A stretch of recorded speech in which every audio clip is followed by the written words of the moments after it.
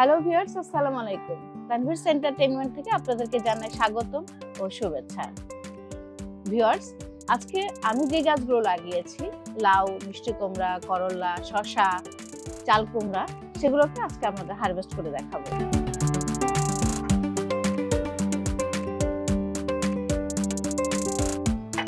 আসুন।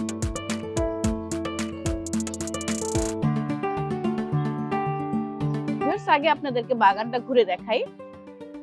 যদি বাগানটা দেখেন, এই মাচাটা তো আপনারা এর আগেও দেখেছিলেন। এই মাচাটা ছিল একদম খালি ছিল, শূন্য মাচা ছিল। এরপরে আস্তে আস্তে আমাদের মাচাটা গত 3 মাসে আমাদের মাচাটা ভরে গিয়েছে। দেখেন মাচাটা, এই মাথা থেকে দেখি দেখাই আপনাদেরকে।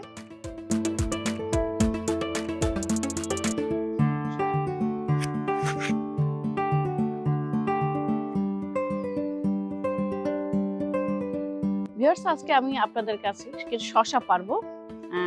শসাগুলো আজকে পেরে আমরা আজকে কিছু বন্ধু বান্ধব আছে, সবাই মিলে খাবো।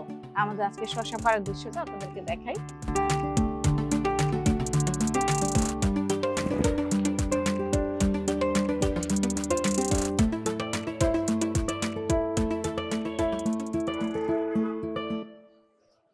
দেখেন, এই যে এখানে একটা শসা, এই একটা শসা আমি হারভেস্ট করছি। দেখেন, একই সাথে কিন্তু আরেকটা শসা বড় হচ্ছে। আমি একটা হারভেস্ট করলাম আর একটা শসাও বড় হচ্ছে। অর্থাৎ শসা কিন্তু আমি এবার প্রচুর শসা খেতে পেরেছি, সারা বছর শসা থাকে। এরপরে আমরা আমাদের করলা গুলো আজকে ভাবলাম কিছু করলা আছে, করলার সাথে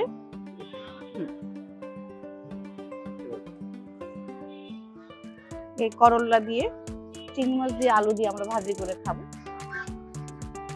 আজকে কিছু বেগুনও আছে, সেই বেগুনগুলো হারভেস্ট করে নিচ্ছি।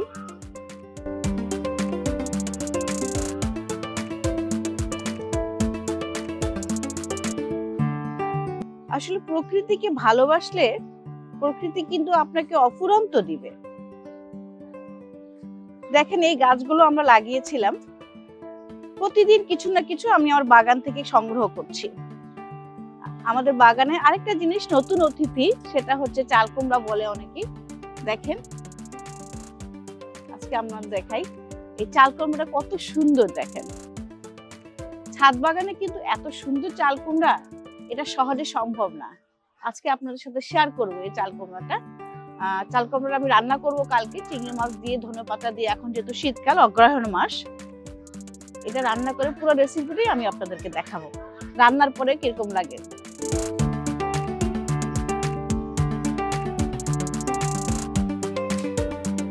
বিশাল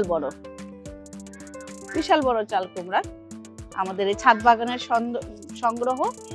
আমরা সাথে সাথে আজকে এই যে মিষ্টি কুমড়া, একটা মিষ্টি কুমড়া এসেছে। আমাদের আরো কিছু করলা আছে, এই যে এখানে এই পাশে।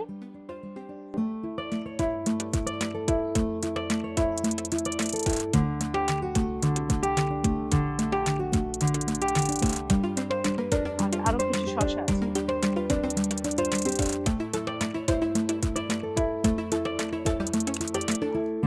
এই শসা গাছ আমি শীতের আগেই রোপণ করেছিলাম। দেখেন, এই পর্যন্ত আমি কতবার যে খেয়েছি শসা মনে করতে পারছি না। অর্থাৎ এই শসা গাছ থেকে আমি প্রতিদিনই শসা খাচ্ছি। আর আমার সবচেয়ে ভালো লেগেছে আজকে আমাদের এই যে চাল কুমড়াটা, বড় একটা চাল কুমড়া আজকে আমরা হারভেস্ট করতে পেরেছি। অনেক সুন্দর। এটা আরো বড় হতো, কিন্তু আমরা একটু তাজা খেতে চাচ্ছিলাম বলে এটা আজকে নিয়ে নিলাম। কিছু মিষ্টি কুমড়া পাতা আজকে নিয়ে নিচ্ছি, কারণ মিষ্টি কুমড়া পাতাগুলো অনেক বেশি হয়ে গেছে। আজকে কিছু মিষ্টি কুমড়া পাতা আমরা হারভেস্ট করে নিই। মিষ্টি কুমড়ার শাক কিন্তু সহজে পাওয়া যায় না। আসলে বাজারে যদি যান, বাজারও সহজে পাওয়া যায় না মিষ্টি কুমড়ার শাকটা। কিন্তু আমরা আমাদের এই ছাদ বাগানে আমরা যথেষ্ট পরিমাণে মিষ্টি কুমড়ার শাক খেয়েছি।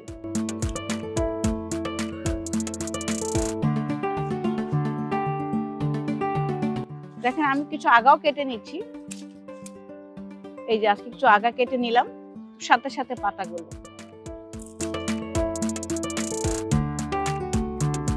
দেখেন কত বড় বড় মিষ্টি কুমড়ার পাতা, সহজে কিন্তু মিষ্টি কুমড়া পাতাগুলো এত সুন্দর, এত হেলদি হয় না। আমাদের এখানে প্রচুর পরিমাণে আমরা জৈব সার দিই এবং আমাদের গাছগুলো সুন্দর হয়।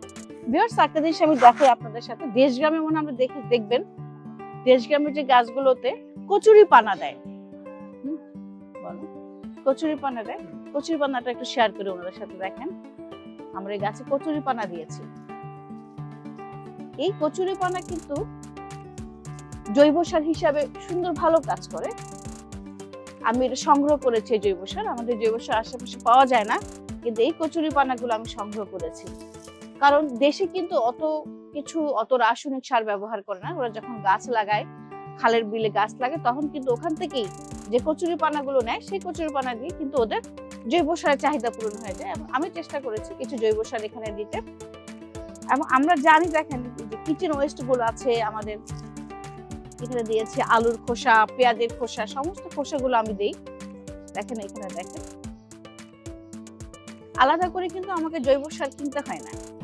এই যে কচুরি পানাগুলো দিয়েছি, এত সুন্দর কচুরি পানা, এত সুন্দর জৈব সার দেওয়াতে কিন্তু আমরা এই যে এত বড় বড় ফল পেয়েছি।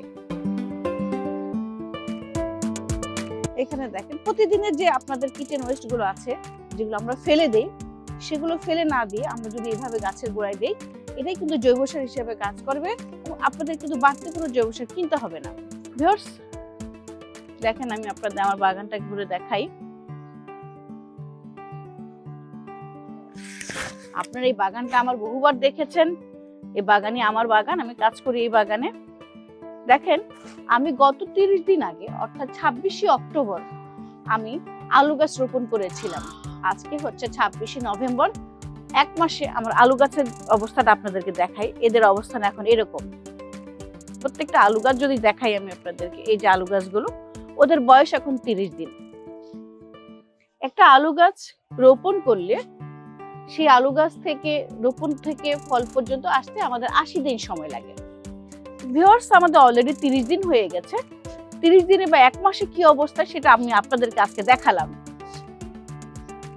30 দিনে আলু গাছগুলো এত লম্বা হয়েছে।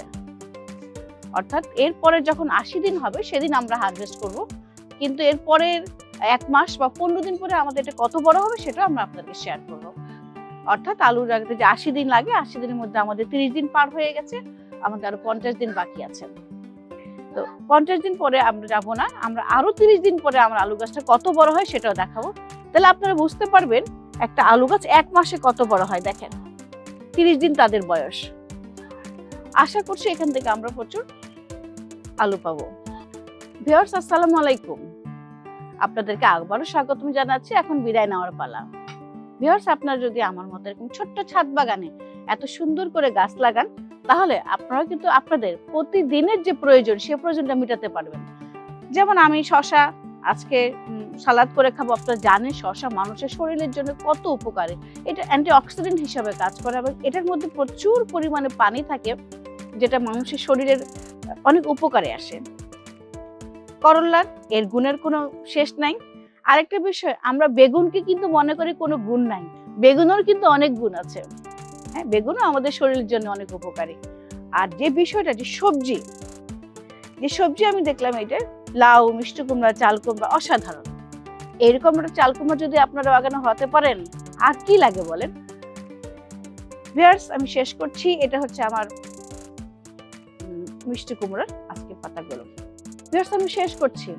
শেষ করার আগে সবাইকে আমি জানাবো, প্রত্যেকেই আপনারা যার যেটুকু জায়গায় আছে সেটুকু আপনারা ছাদ বাগান করেন। আপনার নিত্য প্রয়োজনীয় জিনিসগুলো, যে খাবারগুলো, টাটকা খাবার খান। ভালো থাকেন, সুস্থ থাকেন। আবার দেখা হবে ইনশাল্লাহ অন্য কোনো ভিডিওতে। খোদা হাফেজ।